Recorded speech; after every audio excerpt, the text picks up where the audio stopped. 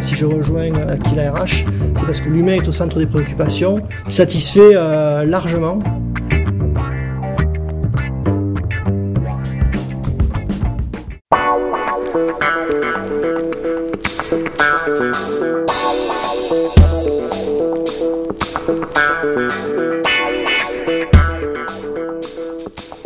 Bonjour et bienvenue dans 3 minutes de franchise, spécial Salon Franchising and Partnership 2012, organisé les 28 et 29 mars à Tour et Taxis dans la ville de Bruxelles. Ce salon s'adresse aux franchisés, candidats à la franchise et franchiseurs et permet aux enseignes belges et internationales de rencontrer de nombreux partenaires. Nous sommes allés à la rencontre de franchises appartenant à divers secteurs d'activité, notamment dans le domaine de l'habitat et de l'ameublement, avec la franchise Xina qui revient pour nous sur les opportunités que présente le marché belge. Le développement en Belgique, forcément, où nous sommes leaders du marché avec 42 magasins, il continue néanmoins. Pourquoi ? Parce qu'en fait, nous sommes à la base une franchise francophone. Donc Belgique francophone, comme vous le savez, il y a deux parties en Belgique, la partie francophone, la partie néerlandophone. Donc nous avons à peu près encore une quinzaine de zones contractuelles libres, puisque nous travaillons avec des zones contractuelles. Donc chaque franchisé dispose en fait d'une liste de communes, on va l'appeler comme ça, qui est sa zone de chalandise, dans laquelle il est seul maître à bord, il peut développer le concept Xina. Dans le secteur de la forme et de la santé, l'enseigne Nature House, qui privilégie la diététique et l'équilibre alimentaire, nous fait part de sa volonté de poursuivre son développement en Belgique.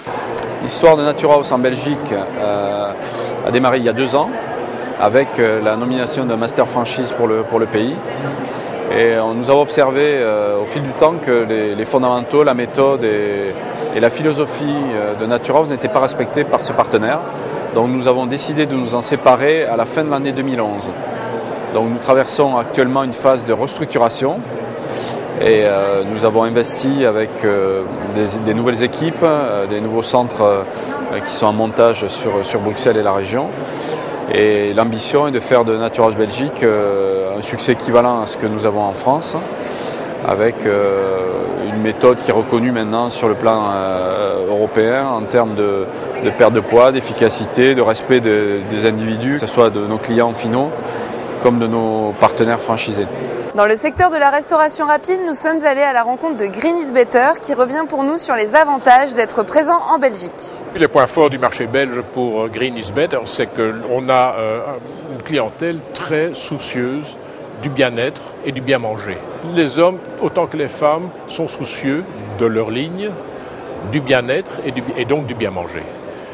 En plus de ça, je crois qu'un des atouts de Bruxelles, c'est qu'on a un niveau de vie relativement élevé et les gens sont prêts à dépenser de l'argent pour leur santé et pour leur bien-être.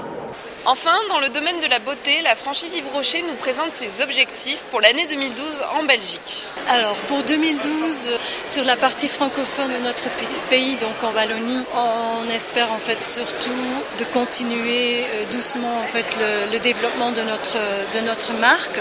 Et ensuite, on a un objectif surtout cette année en fait sur le marché flamand, où on espère en fait de bien installer la franchise sur cette partie du pays. Ce salon est l'occasion pour les candidats à la franchise, les franchiseurs et franchisés d'aller à la rencontre de multiples experts dont le but est de les aiguiller à chaque étape de leur projet. Cette année, la Fédération belge de la franchise fête ses 20 ans, l'occasion pour messieurs Deprez et Lardinois de revenir sur cet événement.